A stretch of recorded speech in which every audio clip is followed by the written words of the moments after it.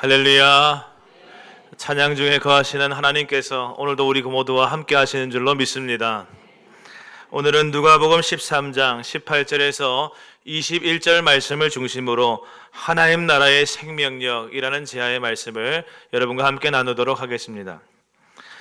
예수님께서 공생애를 시작하시면서 처음 하신 말씀은 이것입니다. 때가 찼고 하나님의 나라가 가까이 왔으니 회개하고 복음을 믿으라 하시더라 하셨습니다. 따라하겠습니다. 때가 찼고 하나님의 나라가 가까이 왔으니 회개하고 복음을 믿으라. 무엇이 가까이 왔다고 했습니까? 하나님의 나라가 가까이 왔다라고 하였습니다. 여러분, 그렇습니다. 예수님의 사역은 이처럼 하나님의 나라와 구분되어 따로 생각할 수 있는 것이 아니었습니다. 예수님은 하나님 나라를 전하러 오셨고, 할렐루야, 하나님 나라 그 자체를 우리에게 선물로 가져오셨습니다. 그리스도이신 예수님은 하나님 나라의 도래를 실현하시기 위하여 십자가의 구속의 역사를 통하여 그 나라를 우리에게 결정적으로 완성시켜 주신 것입니다. 이렇듯 예수님의 사역과 하나님 나라는 아주 밀접한 연관 관계를 맺고 있기 때문에 예수님은 자신의 공생애 중 많은 시간을 하나님 나라의 실상에 대하여 가르치고 교훈하시는 것에 할애하셨습니다. 그리고 예수님의 하나님 나라에 대한 가르침은 거의 대부분 비유로 이루어져 있었습니다. 오늘 우리가 읽은 말씀을 보시면 마찬가지입니다. 겨자씨 비유와 누룩 비유라고 불리는 말씀이 오늘 말씀인데, 이 말씀도 하나님 나라에 대한 교훈이며 가르침입니다. 과연 하나님 나라가 어떤 특성을 가지고 있는가, 그 독특한 특징과 성격에 대하여 강조하고 계시는 말씀이 이 말씀인 것입니다. 사랑하는 여러분, 이제 함께 본문에 나타난 겨자씨와 누룩 비유를 통하여서 우리가 하나님 나라에 대하여 깨닫게 되기를 바랍니다. 무엇을 주님께서 말씀하시고 계시는가? 총 3가지를 함께 상고해 보도록 하겠습니다. 첫 번째는 이것입니다. 하나님 나라는 아주 미약한 가운데서 시작되었다라는 것입니다. 먼저 예수님께서 말씀하시길 18절에 19절의 말씀에, 그러므로 예수께서 이르시되 하나님의 나라가 무엇과 같을까? 내가 무엇으로 비교할까? 마치 사람이 자기 채소밭에 갖다 심은 겨자씨 한 알 같으니 하셨습니다. 여러분, 예수님께서 하나님 나라를 뭐라고 가르쳐 주는 것이 좋을까? 뭐라고 비유해서 알려주는 것이 쉽게 알 수 있을까 생각하시다가 이렇게 말씀하셨다는 것이죠. 하나님 나라, 얘들아, 겨자씨 한 알과도 같아. 이렇게 말씀하셨다는 것입니다. 여러분, 이 말씀의 평행구절이라고 할 수 있는 동일 본문 말씀이 마가복음에도 나오는데, 마가복음 4장 30절에서 32절을 보게 되면 거기에는 이 겨자씨에 대하여 이렇게 이야기합니다. 제가 읽어드리겠습니다. 또 이르시되 우리가 하나님의 나라를 어떻게 비교하여 또 무슨 비유로 나타낼까?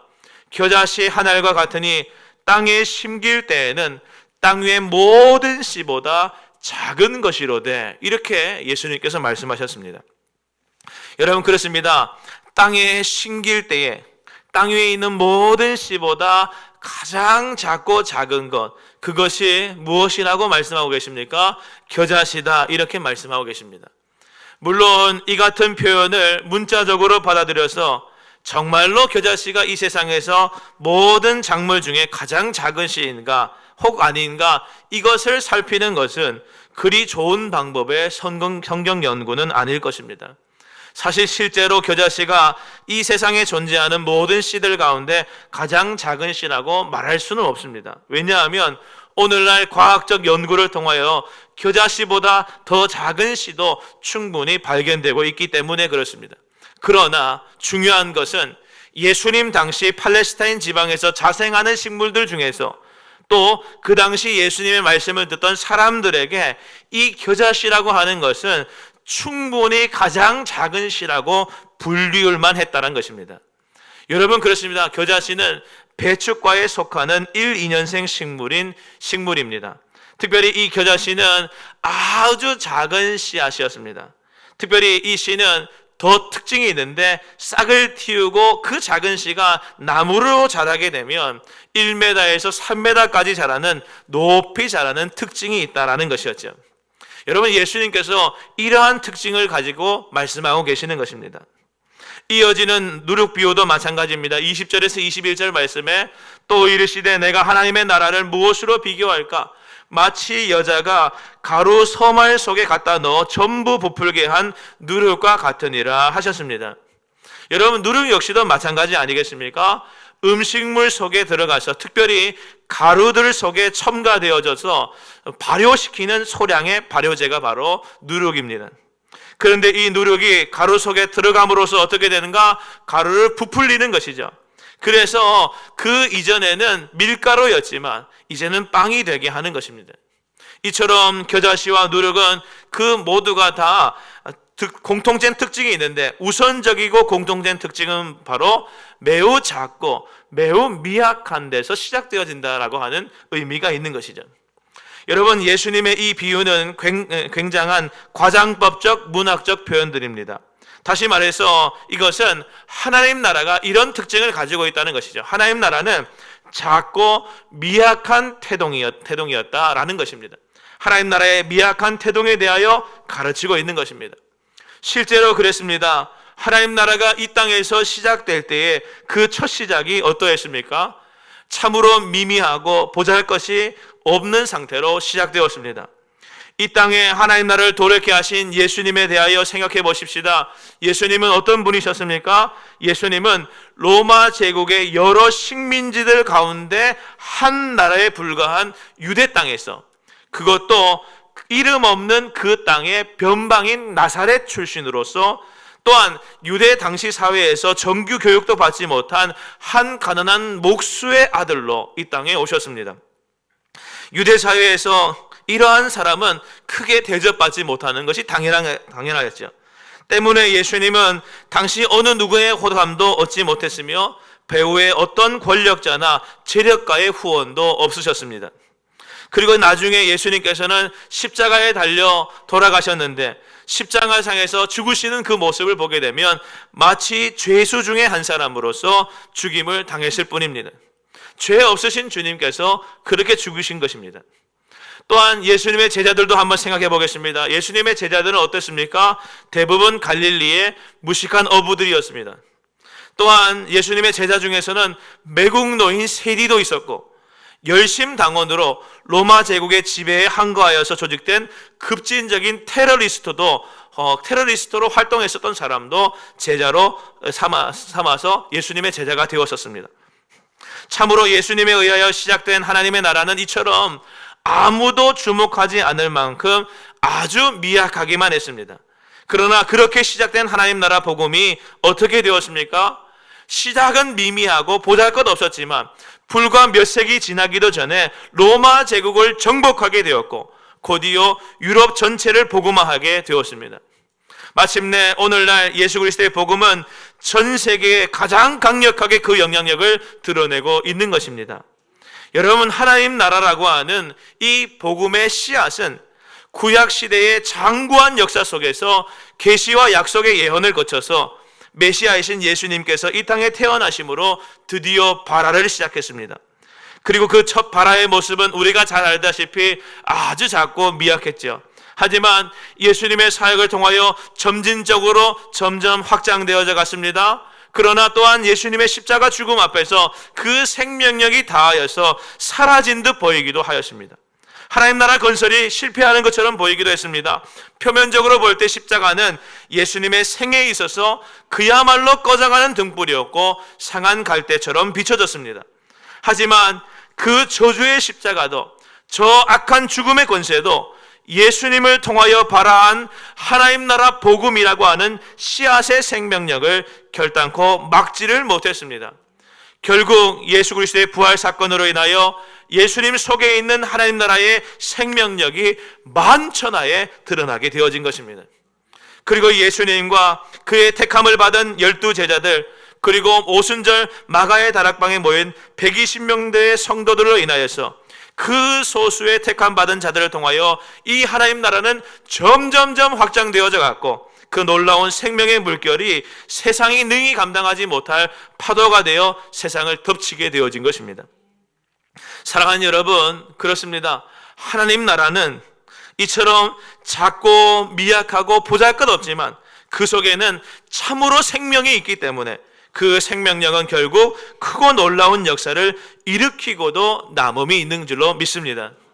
그러므로 오늘날 우리가 이 땅에서 하나님 나라 운동을 진행하면서 그 시작이 다소 미미하다거나 결과가 당장 눈앞에 나타나지 않는다고 해서 결단코 우리가 낙심하거나 주저앉아 있지 말아야 할 줄로 믿습니다. 또한 우리를 둘러싸고 있는 환경과 여건과 세상의 세력이 아무리 거대해 보인다 할지라도 우리는 두려워하지 말아야 할 것입니다. 왜냐하면 저와 여러분 속에 있는 하나님 나라, 우리가 예수 그리스도를 영접함으로부터 가지게 되어진 그 복음의 생명력은 그 힘과 능력이 무궁무진하고 결국엔 반드시 하나님의 영원하신 섭리 안에서 전지전능한 능력의 하나님의 역사와 뜻이 반드시 이루어질 줄로 우리는 믿기 때문에 그렇습니다. 욥의 친구인 수아 사람 빌닷의 말이지만 그 말씀은 진리이기에 이 시간 선포합니다. 여러분, 욥기 8장 7절 말씀에 성경은 이렇게 말합니다. 내 시작은 미약하였으나 내 나중은 심히 창대하리라. 할렐루야. 따라하겠습니다. 내 시작은 미약하였으나 내 나중은 심히 창대하리라. 아멘. 우리 안에 이미 시작된 하나님의 나라는, 즉 복음의 역사는, 구원의 은총은 그 시작이 아무리 미약하여도 반드시 나중에는 심히 창대케 되어질 줄로 믿습니다. 이러한 믿음으로, 의심치 않는 열정으로 우리 모두는 한 사람에게라도 더 복음을 전하는, 하나님 나라를 전하는 저와 여러분이 되어야 할 줄로 믿습니다. 눈에 띄게 무언가 성취되지 않는다 할지라도 신앙적 수고와 헌신의 노력을 그치지 마시기를 바랍니다. 반드시 하나님의 때에 하나님의 방법으로 창대케 하시는 놀라운 은총을 모두가 누리게 되시기를 주님의 이름으로 간절히 축원합니다. 이어서 예수님은 오늘 이 비유를 통하여 또한 무엇을 말씀하고 계실까? 그것은 하나님 나라의 외적인 성장입니다. 여러분, 겨자씨 비유를 자세히 읽어보게 되면 이 겨자씨가 점점 자라서 나무가 되었다, 이렇게 예수님께서 말씀하셨습니다. 그래서 이 나무가 되어진 다 자란 겨자나무에 어떤 일이 일어난다고 말했습니까? 공중의 새들이 와서 함께 그곳에서 평안과 안식을 누리게 되어진다. 다시 말해서 평안과 안식을 제공하는 큰 나무와 처소가 되어진다, 이렇게 말하고 있습니다. 결국 이 구절이 가리키고 있는 것이 무엇이겠습니까? 하늘 같은, 겨자씨 하늘 같은 작고 미비한 출발이지만 그 겨자씨가 훗날에는 왕성하여져서 외적으로 크게 성장하는 역사가 반드시 있다라고 성경이 말하고 있는 것입니다. 여러분, 그렇습니다. 하나님 나라는 오늘 말씀처럼 반드시 그 외적 성장을 크게 동반한다고 하는 특징이 있습니다. 하나님 나라는 그 자체로 생명력 덩어리이기 때문에 언제나 진보와 발전을 거듭할 수밖에 없는 것입니다. 예수님께서는 마태복음 28장 19절에서 20절 말씀에 우리에게 이렇게 명령하셨습니다. 그러므로 너희는 가서 모든 민족을 제자로 삼아 아버지와 아들과 성령의 이름으로 세례를 베풀고 내가 너희에게 분부한 모든 것을 가르쳐 지키게 하라 하셨습니다. 여러분, 이 말씀은 하나님 나라가 가지고 있는 외적 확장성을 만천하에 드러내라 하시는 주님의 명령인 것입니다.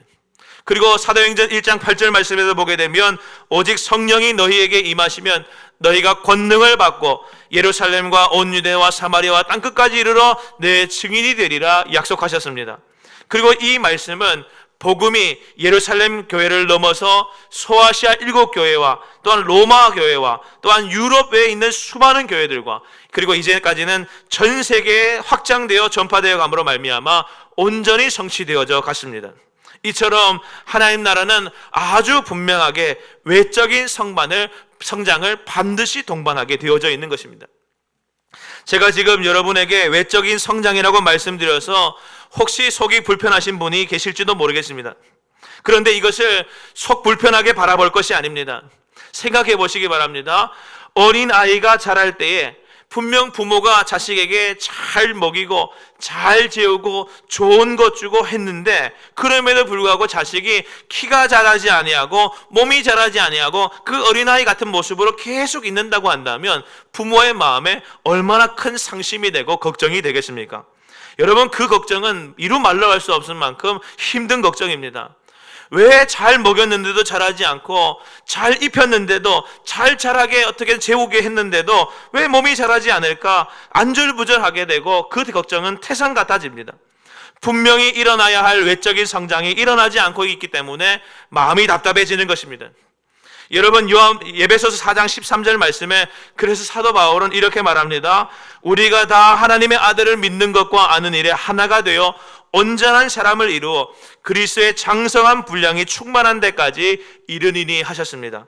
여기서 그리스도의 장성한 분량의 충만함이라고 하는 것은 단순히 영적인 면에서만 그렇게 충만해진다고 하는 것이 아닙니다. 결코 그렇지 않습니다. 이것은 외적으로 그 영적인 충만함이 드러난다는 거 하는 것이요. 외적으로 드러나는 삶의 모습도 그만한 분량이 되어진다고 하는 것입니다. 여러분, 그렇습니다. 믿음은 속에만 있는 것이 아니라 언제나 행함으로 증명되어지는 것 아니겠습니까? 오늘날 우리가 하나님 나라 사역을 감당할 때에도 마찬가지입니다. 외적인 성장이 동반되어지지 않는 것에는 무언가 문제가 있고 무언가 잘못된 것이 있는 것이 아닌가 점검하고 질문함이 필요합니다. 우리가 하나님 나라 사역을 정말 잘 확실하게 감당하고 있는 것이 맞는가? 외적인 성장이 없을 때 스스로에게 질문을 해야 한다는 것이죠. 물론 외적인 성장만으로 모든 것을 평가할 수는 없을 것입니다. 또한 사람의 성장에 대한 평가는 사람의 몫이 아니라 하나님의 몫이기도 합니다. 그러나 스스로 우리가 우리 자신을 때때로 물어보면서 돌아봐야 할 부분이 여기에 있기도 합니다. 하나님 나라 복음이 들어갔음에도 불구하고 여전히 그 모양 그대로 있다. 즉각적으로 분명한 변화와 반응이 나타나지 않고 있다라고 한다면, 그러면 진실로 그 속에 하나님 나라 복음이 들어가 있지 않는 것이구나 라고 생각해야 되는 것이 당연하다는 것이죠.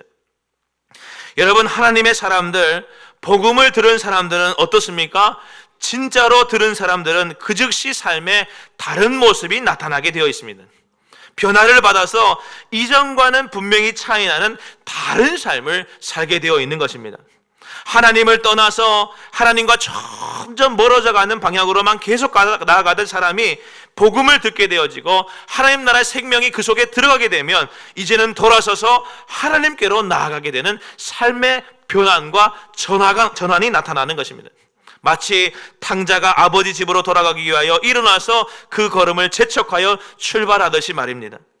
이런 변화가 일어나는 것이 정상이라고 우리는 믿어야 합니다. 여러분, 이러한 변화는 나만이 아는 것이 아니라 내 곁에 가까이서 보던 사람도 다 알만한 변화입니다. 여러분, 그래서 감히 제가 여러분에게 여쭙습니다. 저와 여러분이 오래 예수 믿었지만 내 삶에 예수님 때문에 예수님 때문에 큰 변화가 아직 한 번도 일어난 적이 없다고 한다면, 주변 사람들이 다 알 만큼, 내게 가까운 사람들이 다 느낄 만큼 내가 복음 때문에, 예수님 때문에, 내 안에 심겨진 하나님 나라 때문에 삶의 지각 변동이 일어나고, 그래서 이제는 확실히 오직 주만을 위해 산다고 하는 큰 변화가 일어나지 않고 그저 그렇게 여전히 어느 정도 신앙이 있는 듯한 모습만 유지하고 있는 상태라고 한다면, 그러한 현실이 계속되고 있다고 한다면 어떤 면에서는 우리가 복음을 제대로 듣지 않았을 수 있다고 하는 생각을 스스로 가져야 한다는 것이죠. 사랑하는 여러분, 그렇습니다. 오늘 이 시간 저는 놀라운 성령의 바람이, 그 변화의 바람이 여러분 모든 영혼 가운데 강력하게 불어가기를 주님으로 간절히 축원합니다. 하나님 나라는 누구나 다 알 수 있을 만큼 그렇게 임한다 하셨습니다.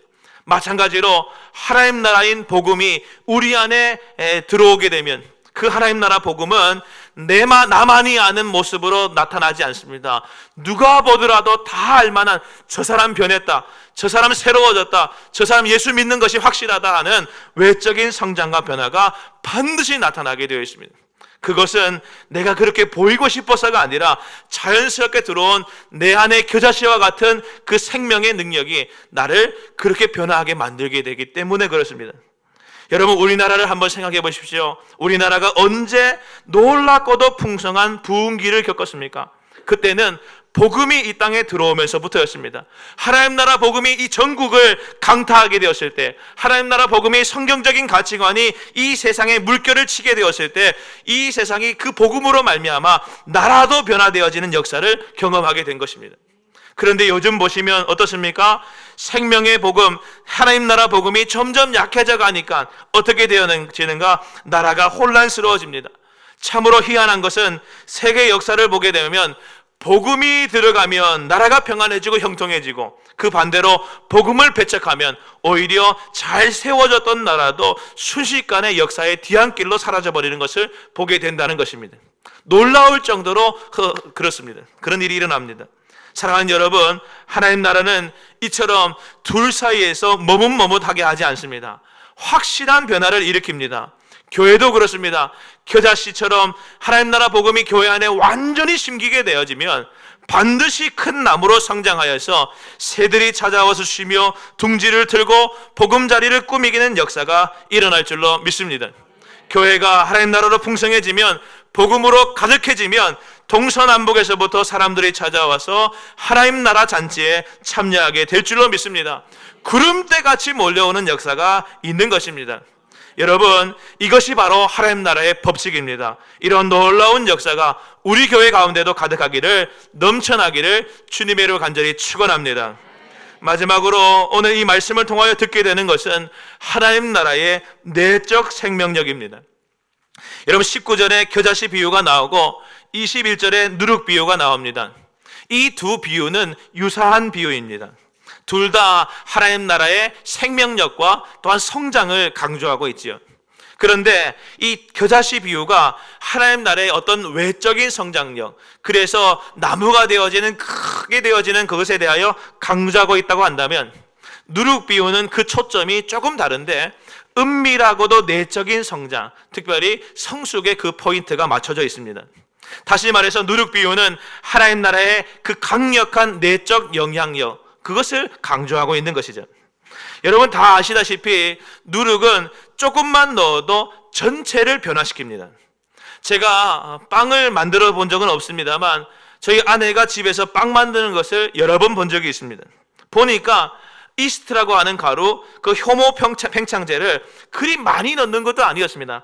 조금 넣었는데 변화가 일어나는 것이죠. 제가 예전에 부모님 집에 살 때 아침마다 어머님이 만들어주시는 그 요거트를 먹었습니다. 요거트 메이커가 일정한 온도를 맞춰주는 메이커인데 그 요거트를 다 먹고 조금 남겨두면 거기에다가 다시 우유를 부어서 하룻밤이 지나고 나면 그게 희한한 것이 그 우유가 다시 요거트가 되어서 딱딱하게 굳어 있습니다. 부드럽게 굳어 있습니다. 얼마나 신기했는지 모릅니다. 오늘 또 먹다가 조금 남겨놓으면 우유 부으면 또 되고, 또 먹다가 좀 남겨두고 부으면 또 되고, 참 놀라운 일들이 이 세상에 많습니다. 적지 않은 적은 양이 그런 큰 변화를 일으키는 것이었습니다. 그런데 여러분 중요한 것은 이 누룩의 특징은 단순히 음식물을 부풀린다는 데만 있지 않습니다. 누룩이 가지고 있는 독특한 특징은 음식물의 변화를 일으킨다는 것이죠. 발효를 일으킨다는 것입니다. 존재가 다른 존재가 되게 한다는 것입니다. 다시 말해서 누룩은 풍선처럼 빵을 부풀리기만 하는 것이 아니라 가루 속에 침투하여서 들어가서 그 내용물을 분해시키고 전혀 다른 것이 되게 한다는 것입니다. 밀가루를 빵으로 되게 만들고 다시 말해서 우유를 요거트가 되게 한다는 것이죠. 여러분 하나님 나라 생명력에는 이러한 능력이 있습니다. 우리를 외적으로 성장하게 하고 변화시켜 오는 것만 말하는 것이 아니라 이 하나님 나라 생명력은 그 안에서 새로운 질서와 새로운 통치 안에 살게 함으로 말미암아 온전한 변화와 발전을 모색한다는 것이죠. 결국 그래서 점점 성숙해져 가도록 삶이 하나님께서 보시기에 아름다워져 가도록 이전과는 전혀 다른 새로운 존재가 되도록 가꾸어 가신다라고 하는 의미가 있는 것입니다. 따라서 복음이 이 땅에 떨어짐으로 말미암아 인류에는 어떤 변화가 있었는지를 살펴보게 되면 명확해집니다. 복음이, 하나님 나라가 예수 그리스도께서 가지고 오신 그 복음이 이 땅 가운데 심겨지게 되자 어떻게 되었습니까? 여러분, 우리 모든 인간은 그리스도 안에서 새로운 피조물이 되어지는 역사를 누리게 되었습니다. 고린도후서 5장 17절 말씀입니다. 그런즉 누구든지 그리스도 안에 있으면 새로운 피조물이라, 이전 것은 지나가시니 보라 새 것이 되었도다. 아멘. 더 나아가서 개개인만이 아니라 가정도, 교회도, 사회도, 국가도 복음이 들어가면 내적인 변화를 경험하게 되어지는 것입니다. 삭개오를 한번 생각해 보시기를 바랍니다. 삭개오는 예수님을 자기의 집으로 맞아들였습니다. 하나님 나라 그 자체이신, 복음 그 자체이신 예수님이 그의 삶에, 그의 집에 들어가신 것입니다. 그때 어떻게 되었습니까? 예수님이 가셔서 너 이렇게 해라, 너 이렇게 살아라, 너 그렇게 살면 되냐, 세리로 사는 게 마땅하냐, 이렇게 말씀하지 않으셨습니다. 그저 들어가서 함께 먹고 마시기만 했는데, 아무 말씀도 하지 않았는데 삭개오가 스스로 변화하여 말하기를 이렇게 말합니다. 주여 보시옵소서, 내 소유의 절반을 가난한 자들에게 주겠사오며 만일 누구의 것을 속여 빼앗은 일이 있으면 내 갑절이나 갚겠나이다 말하였습니다. 여러분, 그렇게 악명 높던 세리장에서 이제는 예수님께서 그곳에 들어가시자 사랑받는 아브라함의 자녀가 되어지는 역사가 나타난 것입니다. 완전히 딴 사람이 되어진 것입니다. 이러한 내적 변화를 무엇이 일으킨 것이겠습니까? 하나님 나라 생명력이 일으킨 것입니다. 여러분, 예수님의 네 제자들, 처음에 불려왔던 네 제자는 갈릴리 바다에서 물고기 잡던 어부들이었습니다. 그런데 그들이 하나님 나라이신 복음 그 자체이신 예수님께서 나를 따르라 말씀하시며 그의 삶에 직접적으로 들어가시게 되어지자 어떻게 되었습니까? 말씀 앞에서 이들은 행하는 삶의 결단을 행했는데 그물과 배와 아버지와 종들을 버려두고 예수님을 따르는 삶의 결단이 일어났다는 것이죠. 여러분, 이러한 결단이 무엇이 이러한 결단을 그들에게서 일으킨 것이겠습니까? 여러분, 사도행전 19장에도 보게 되면 에베소라고 하는 지역에 복음이 들어갔습니다. 복음이 들어가기 전 에베소는 그야말로 우상 숭배의 땅이었고 각종 죄악이 흥행하는 온상지였습니다. 그러나 사도 바울을 통하여 복음이 그 땅에 에베소 지역에 들어가게 되자 하나님 나라가 그곳에 임하자 어떤 역사가 일어났습니까? 에베소 사람들이 모든 죄를 스스로 자복하면서 가지고 있었던 마술책을 불태워 살라버리는 일이 나타났습니다. 여러분, 그렇습니다. 복음은 그런 것입니다. 하나님 나라는 이런 것입니다. 복음이 들어오기 전에 이 한국 사회도 오래된 유교적 인습과 각종 미신에 찌들어져 있는 말 그대로 음울하고 소망이 없는 땅이 이곳 한국이었습니다. 이 땅이었습니다. 하지만 복음이 들어오면서 외적인 성장도 있었지만 특별히 중요한 것은 내적인 변화가 참 많이 있었습니다. 복음이 들어오면서 수많은 사람들이 변화되어졌는데 사회적으로 그전까지는 축첩 제도로 인하여서 남성의 놀이개에 불과하던 여성들이 진정한 임권을 찾게 되어졌습니다. 음주와 도박으로 날을 새던 사람들이 새롭게 변화하여서 사회가 변화되어졌습니다. 뿐만 아니라 학교와 병원들이 선교단체에 의하여 세워지기 시작하면서 사람들이 비로소 근대 문명의 빛을 보게 되어지고 생명의 빛을 보게 되어진 것입니다. 이처럼 하나님 나라 복음은 외적으로도 강성하게 하는 성장의 힘이 있을 뿐만 아니라 내적으로도 새로운 변화를 일으키는 놀라운 능력이 있는 줄로 믿으시기를 바랍니다. 따라서 이제 한국교회는 외적인 성장과 행사에만 치우쳤던 선교 방식에 벗어나서 말씀의 묵상과 깊은 기도와 하나님의 뜻과 일치를 이루는 생활과 특별히 새로운 영성 함량을 추구함으로 말미암아 한국교회가 내적인 변화를 추구해야 될 때로 이제는 나아가야 합니다. 여러분, 부패를 방지하는 소금처럼 어둡고 냄새나는 사회를 변화시키는 참된 빛처럼 그 역할을 감당하는 한국교회가 되어야 할 줄로 믿습니다. 이제 말씀을 정리하고 마치겠습니다. 여러분, 교회든 개인이든 나라든 하나님의 사역을 감당하는 것이든 개인이든 모든 것은 다 성장해야 합니다. 성장이 멈춘 곳은 생명력을 잃어버린 곳이 되어지기 때문에 그렇습니다. 항상 성장하고 성숙해져야 되는데 그러려고 하면 무엇이 우리 속에 있어야 하겠습니까? 오늘 말씀은 말하기를 하나님 나라가 그 속에 있어야지, 예수 그리스도께서 가지고 오신 복음인 하나님 나라가 그 속에 들어가야지만 그곳에서의 비로소 생명이 발동한다, 성경이 말하고 있습니다. 그런데 너무 중요한 말씀이 오늘 이 마지막에 나옵니다. 여러분, 겨자씨 비유와 누룩 비유, 이 두 비유의 말씀에 공통적으로 등장하는 한 동사가 있습니다. 동사가 뭐냐면 이렇게 뭐 한다 이런 것이죠. 동사가 여기 있는데 무슨 동사가 있습니까? 갖다 넣는다라고 하는 동사가 이 두 말씀에 다 나옵니다. 그래서 겨자씨 비유에 보게 되면 갖다 심었다 이런 표현이 나오고, 누룩 비유에 보게 되면 갖다 넣었다 이렇게 말하고 있죠. 여러분, 이 말은 의지를 가지고 목적을 가지고 그러한 일을 열심을 다해 했다라고 하는 뜻입니다. 여러분, 예수님께서 이 말씀을 하고 계시는 이유가 무엇이겠습니까? 결국 내 삶에, 내 가정에, 내 교회에, 내 나라에, 내 삶의 터전에 하나님 나라가 겨자씨처럼 심겨지고 누룩처럼 넣어지도록 하는 책임은 누구에게 있다는 것입니까? 나에게 있다는 것입니다. 여러분, 그렇습니다. 우리에게 그러한 책임이 있습니다. 아무리 우리가 좋은 씨앗을 가지고 있으면 무엇하겠습니까?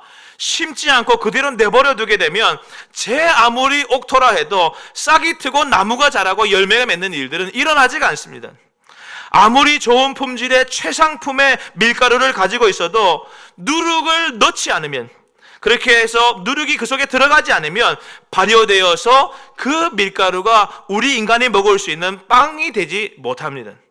마찬가지로 하나님 나라라고 하는 그 귀한 생명력을 가진 복음을 우리가 이미 가지고 있다 할지라도, 예수께서 가지고 오셔서 완성하신 그 나라를 우리에게 선물로 주셨다 할지라도 그것을 우리가 마음에 심지 않으면, 영접하여 마음에 초대하지 않으면 우리 인생도 변화되지 않고 역사가 일어나지 않는 것이죠. 마찬가지로 교회에 그것을 심지 아니하고, 가정에 그것을 갖다 심지 아니하고, 나라에 넣지 아니하고, 사회에 그것을 넣는 일을 우리가 감당하지 않으면 아무리 열심을 다해서 그것을 감당하지, 아무리 좋은 품질의 최상품의 우리가 밭 옥토도 있고 밀가루도 있다 할지라도 아무 역사도 일어나지 않는다는 것이죠. 여러분, 설 명절이 코앞에 다가왔습니다. 여러분, 설 명절은 무엇하는 날입니까? 온 가족이 모여서 즐겁게 노는 시간입니까? 아닙니다. 우리 그리스도인들에게 설 명절은 하나님께 주시는 좋은 전도의 시간입니다. 온 가족을 내 앞으로 다 불러 모아서 이제 갖다 씹어라, 갖다 넣어라 할 수 있는 좋은 기회를 우리에게 주신 시간이 아니겠습니까? 그때에 부모들은 열심을 다해 자녀들에게 믿음으로 살아야 된다, 얘들아 하나님 나라 복음대로 가지고 살아라 말씀하실 수 있는 좋은 기회고, 자녀들은 믿지 않는 부모에게, 형제들에게 내가 예수 믿으니까 얼마나 좋은지 그것을 잘 갖다 심을 수 있는 기회의 시간이 되어지는 것이죠. 사랑하는 여러분, 예수님 우리 마음에 오시옵소서, 오셔서 하나님 나라의 생명력이 있는 삶을 살게 하여 주시옵소서. 사모함에 영접하는 10년 가운데 하나님께서 은혜를 더하여 주신 것처럼 우리가 열심을 다해 그 복음을 전하고 하나님 나라의 생명력을 우리 가정 가운데 심으면 하나님께서 크신 역사로 은혜를 더하여 주셔서 하나님 나라를 만나게 되어지는 삶을 우리 자녀들에게, 우리 가족들에게, 친지들에게 은혜를 더하여 주실 줄로 믿습니다. 우리 교회도 마찬가지입니다. 다른 것이 아니라 하나님 나라의 그 생명력 있는 복음이 우리 가운데 심겨져야, 들어있어야 우리 교회는 온전하게 꽃도 피고 열매 맺고 아름다운 역사가 일어날 줄로 믿습니다. 이러한 놀라운 은혜가 있는 우리 교회가 될 수 있게 되기를 바라고, 저와 여러분의 삶과 가정이 되시기를 주님의 이름을 간절히 축원합니다. 아멘. 기도하겠습니다.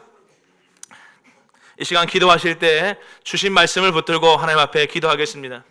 하나님 나라는 영원한 생명력을 가진 믿음의 나라입니다.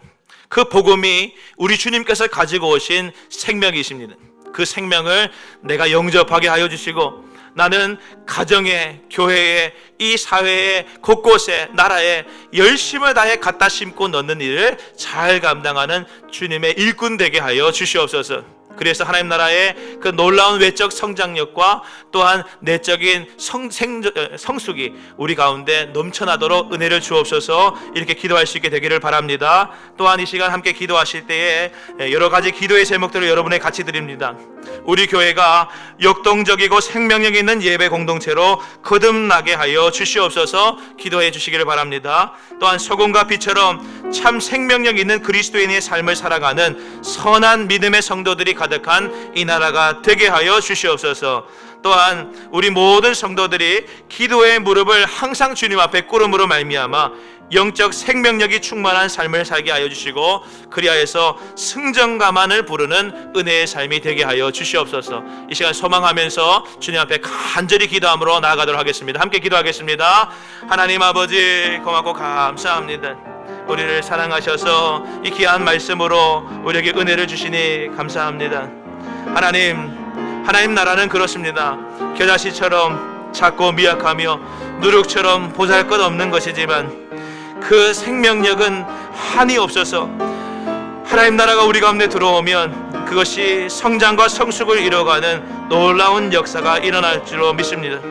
하나님 아버지, 하나님 나라 복음이 우리 가운데 심겨지게 하여 주시옵시고 우리 가운데 들어오게 하여 주시옵시며 그리하여서 하나님 아버지 그 능력의 역사로 말미암아 우리가 변화된 삶을 살도록 인도하여 주시옵소서. 그리스도 안에서 예수 그리스도의 새로운 질서와 통치 안에 우리가 살게 하여 주시옵시고 결국 성숙해져가는 점점 성숙해져가는 믿음의 아름다운 삶을 살게 하여 주시옵시며 하나님께서 보시기에도 또한 많은 사람들이 보기에도 우리는 변화된 삶을 살아가는 능력 있는 생명의 사람들 지체들 다 되도록 축복하여 주시옵소서. 또한 하나님 아버지 간절히 바라옵기는 우리가 이 명절에 열심을 다하여 주의 복음을 증거하게 하여 주시옵시고 자녀들에게 부모님에게 또한 형제들에게 많은 친지들에게 하나님 나라 복음을 갖다 놓고 심는 일을 잘 감당함으로 말미암아 우리 가족이 복받게 하여 주시옵시고 우리 교회가 은혜 가운데 성장하게 하여 주시옵시고 주님의 크신 역사로 하나님의 나라를 이루어가는 우리 모두가 되도록 축복하여 주시옵소서. 특별히 간절히 기도하옵기는 우리 교회가 역동적이고 생명력 있는 예배 공동체로 거듭나기를 원하오니 은혜를 더하여 주시옵시고 간구한 대로 되어지도록 역사하여 주시옵시며 특별히 하나님 아버지 이 나라에 믿음의 선한 성도들이 넘쳐나게 하시되 특별히 선한 소금과 빛처럼 생명력 있는 그리스도인들이 넘쳐나도록 인도하여 주시옵소서. 또한 하나님 아버지 우리 모든 성도들은 날마다 하나님 앞에 기도의 무릎을 꿇음으로 말미암아 기도의 사람 낙타 무릎의 사람들 다 되게 하여 주시옵시고 날마다 그리하여서 영적 생명력이 충만한 인생을 살게 하여 주시되 그리하여 오직 승전가만을 부르는 은혜가 넘치고 역사가 넘치고 복이 가득한 우리 성도들의 삶이 되도록 인도하여 주시옵소서. 하나님 아버지 고맙고 감사합니다. 주님께서 오셔서 하나님 나라를 우리에게 심어주시니 감사함을 드립니다. 그 하나님 나라 복음이 이 세상을 변화시킨 것처럼 우리도 변화시키게 하여 주시옵시고 우리 가정도 새롭게 거듭나 주님께 주시는 은혜와 복을 누릴 수 있도록 역사하여 주시옵소서. 하나님 나라 복음이 우리 교회 가운데도 차고 넘치게 하여 주셔서 외적인 성장과 내적인 성숙이 우리 교회 가운데 충만케 하여 주셔서 하나님 나라의 생명력을 모두가 맛볼 수 있도록 인도하시고 역사하여 주시옵소서. 우리 교회를 더 부흥하게 해주시고 성장하게 해주실 줄로 믿고 의지하오며 예수 그리스도의 이름으로 간절히 기도하옵나이다. 아멘.